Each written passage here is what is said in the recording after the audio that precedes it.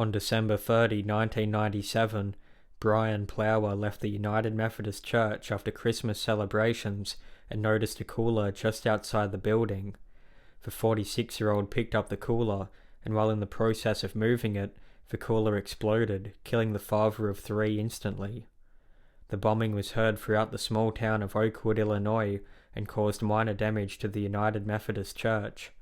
Members from the Bureau of Alcohol, Tobacco, Firearms and Explosives arrived on scene to investigate. In the rubble, metal fragmentations, pipe nipple, wires, and 9-volt batteries were found. It was quickly determined that the explosion was caused by a pipe bomb. Brian Plower had triggered the motion sensor when he picked the cooler up, causing the bomb to detonate. Investigators found fragments of red painted end caps and 30-gauge blue insulated silver-coated copper wire. Only one store in the area sold the type of wire found at the scene. It was concluded that Brian Plower was not the intended target, and that it was most likely a random attack. Investigators received a tip that 2 students at Oakwood High School may have been involved in the bombing. One of the students had a prior conviction of arson and had been seen with a notebook that had bomb recipes written on the cover. The students had no alibis for the time of the bombing, and they continued to change their stories, often contradicting each other. Investigators considered the teens strong suspects. Polygraph results showed that they were being deceptive when talking about bombs.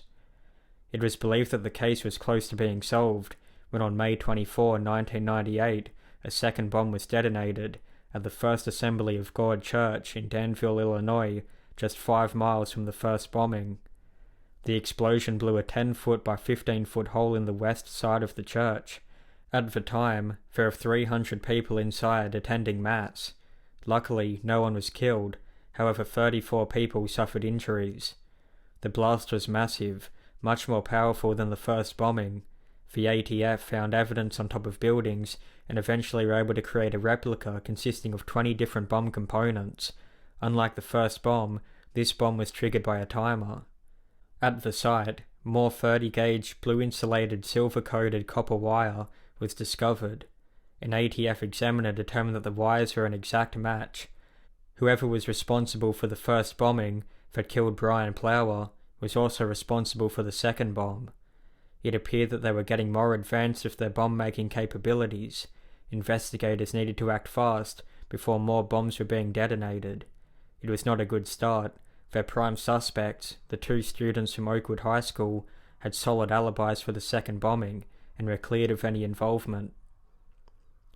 A witness came forward to report that she had seen a white male walking a German Shepherd dog near the United Methodist Church parking lot hours before the first bombing. Then, a member of the First Assembly of God Church told investigators that a man named Richard White may have been responsible for the bombings. The 40-year-old lived 12 miles away from the church with his mother and teenage daughter. A look into his past showed that he was a high school dropout that spent time with the United States Army but was discharged after 6 weeks. He spent time in 4 different psychiatric hospitals where he was diagnosed with paranoid schizophrenia. At one time, White believed that there were demons in his bathroom floor, so he cut the floor out to remove them.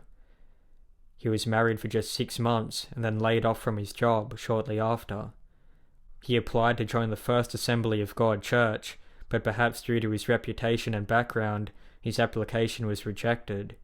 Investigators would also learn that Richard White's ex-wife was a member of the Oakwood United Methodist Church. On May 30, 1998, the ATF went to interview White. His mother told the investigators that her son was in the garage.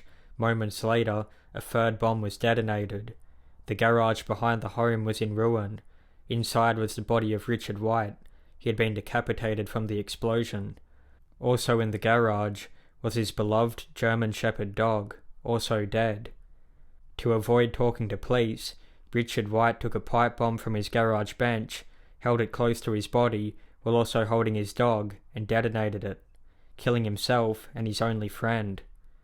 Searching the garage, investigators found incomplete bombs, 30-gauge blue insulated silver-coated copper wire, and red painted end caps. It was concluded that Richard White was responsible for both church bombings. Investigators recovered a number of notes that White had written, but said, "A lot of it rambled, it was gibberish, we couldn't make any sense of it." While there's no way of knowing why, it is theorized that White was angry about being rejected from the First Assembly of God Church and wanted revenge.